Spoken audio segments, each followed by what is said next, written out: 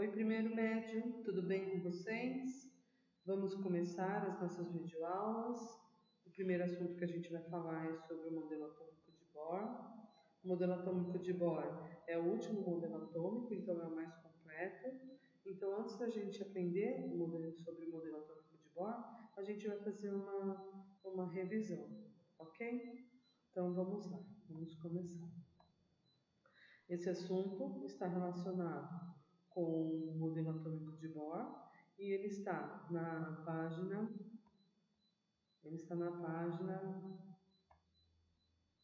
225 da apostila. A aula é a aula 15 e a apostila é 1, ok? Como eu já tinha falado, o modelo atômico de Bohr é o modelo atômico mais completo. Antes do modelo atômico de Bohr, nós tivemos 3 modelos atômicos que foram comprovados experimentalmente. O primeiro dele foi o modelo atômico de Dalton, o segundo foi o de Thomson e o terceiro foi de Rutherford. Vamos lembrar um pouquinho sobre o modelo atômico de Dalton. Dalton foi o primeiro cientista que comprovou cientificamente que o átomo era maciço e indivisível, como está representado nessa representação, e a bola vermelha seria a representação de um átomo, e essas bolinhas coloridas seria a representação dos outros elementos químicos diferentes do modelo de um átomo de Dalton. Então, de acordo com o Dalton, o átomo era maciço e indivisível. Como que Dalton comprovou essa teoria? Ele comprovou utilizando as definições de Leucipo e Demócrito. Então, Leucipo e Demócrito foram os primeiros cientistas que falaram a respeito do átomo. Só que não teve experimento de comprovação científica, por isso que nós não consideramos como modelo atômico e consideramos apenas como teoria atômica. O segundo modelo atômico foi o de Thomson. O modelo atômico de Thomson, ele difere do modelo atômico de Dalton porque ele fala a respeito de partículas positivas e partículas negativas incrustadas onde? No modelo atômico, no átomo. Então, se nós observarmos esse modelo atômico, o que nós percebemos? Percebemos que tem carga positiva e carga negativa, todos eles grudados no átomo. Por isso que o modelo atômico de Thomson ficou conhecido como pudim de passas. Tá? O terceiro modelo atômico é o modelo atômico de Rutherford. Então, segundo Rutherford, o átomo ele é dividido em 2 partes. Que partes são essas? Núcleo e eletrosfera. No núcleo tenho carga positiva e na eletrosfera eu tenho carga negativa. Essa esfera vermelha seria o núcleo e as esferas azuis é a eletrosfera. Então, de acordo com Rutherford, o núcleo ele possui apenas carga positiva e a eletrosfera possui apenas cargas negativas. Então, de acordo com Rutherford, no núcleo ele possui maior massa porque ele só tem carga positiva e na eletrosfera ele tem carga negativa e a carga negativa ela é mais leve do que a carga positiva. De acordo com Rutherford, a massa do núcleo é maior do que a massa da eletrosfera. E o modelo atômico de Rutherford ficou conhecido como o modelo atômico do sistema solar, porque no centro fica o núcleo e ao redor fica a eletrosfera. Vamos para o próximo. E por último, vem o modelo atômico de Bohr.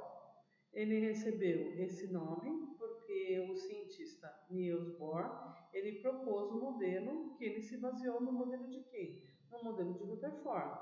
E ele foi apenas aprimorado. Entre os seus principais teses e postulados, nós temos o seguinte: os elétrons movem-se em órbitas circulares e cada órbita apresenta uma energia bem definida e constante, que é chamado de nível de energia, para cada elétron de um átomo.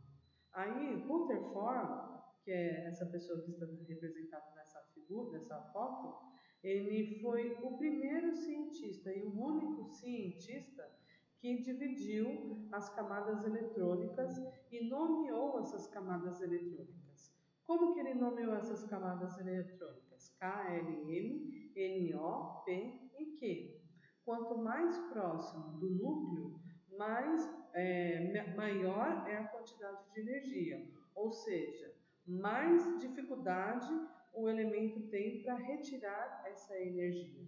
Então, de acordo com o modelo atômico de Bohr, o que nós podemos perceber? Que é o primeiro cientista que fala que quando você fornece energia para um átomo, o que vai acontecer com o elétron?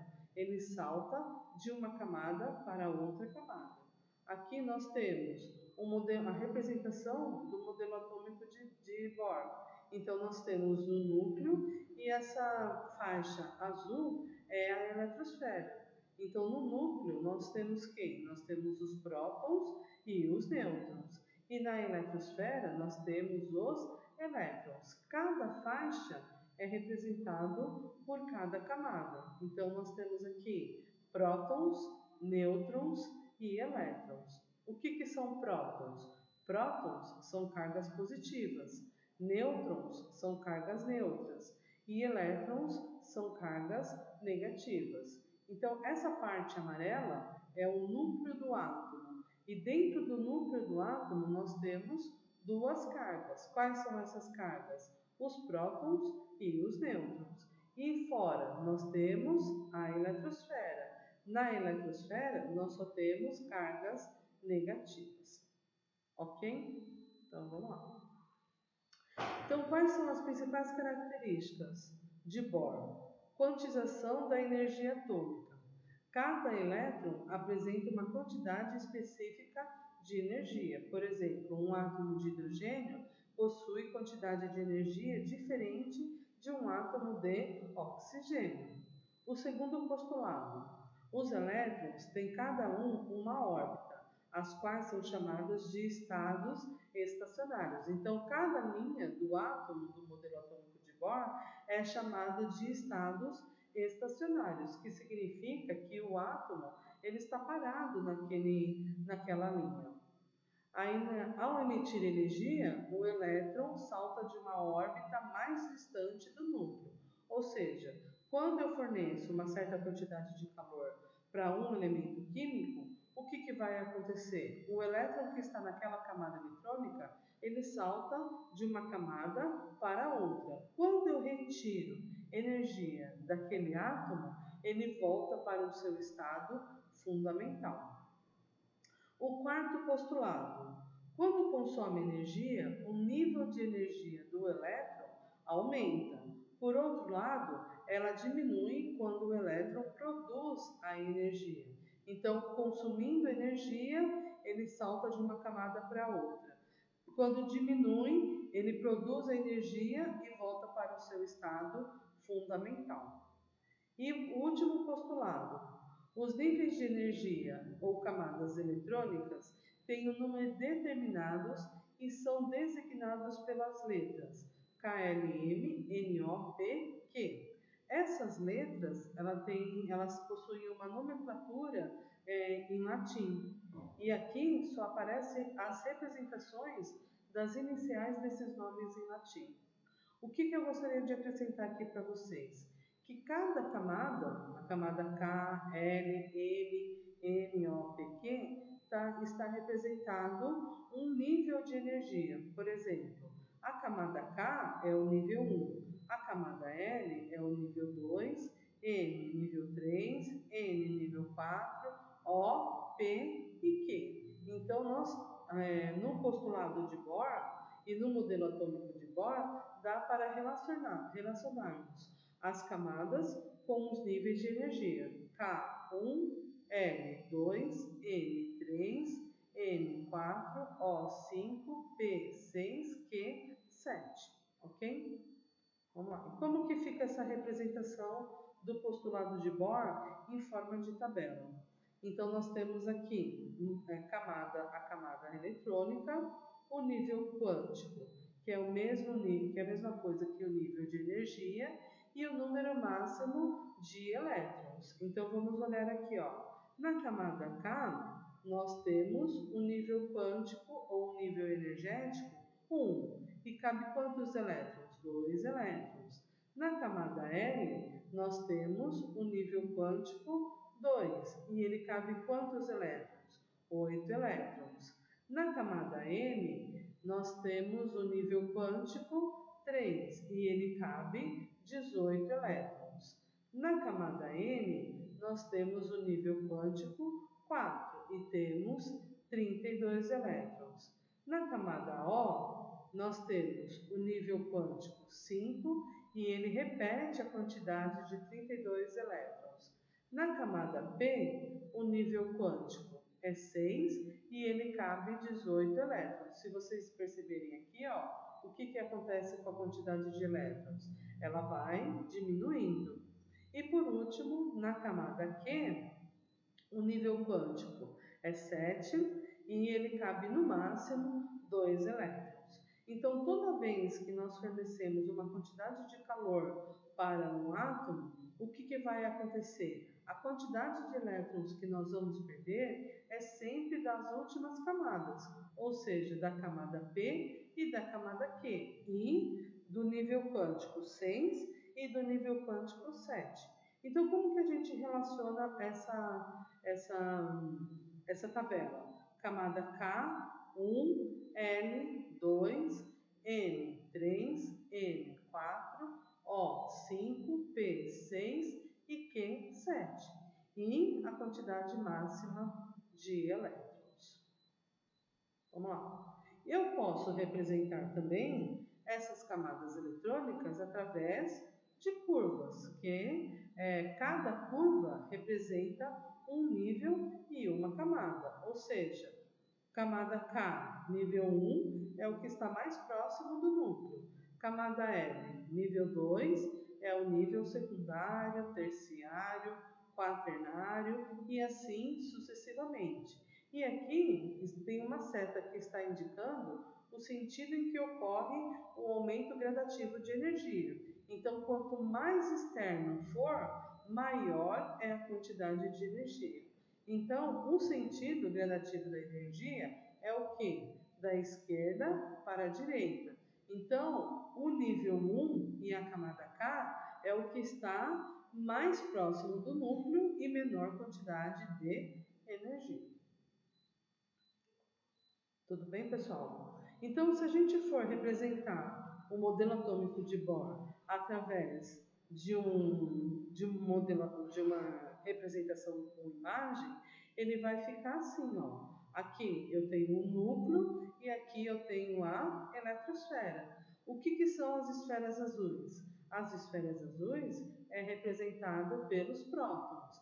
As esferas vermelhas é representado pelos nêutrons. E as esferas cinzas são representadas pelos elétrons. Então, o modelo atômico de Bohr nada mais é do que a indicação de núcleo e eletrosfera.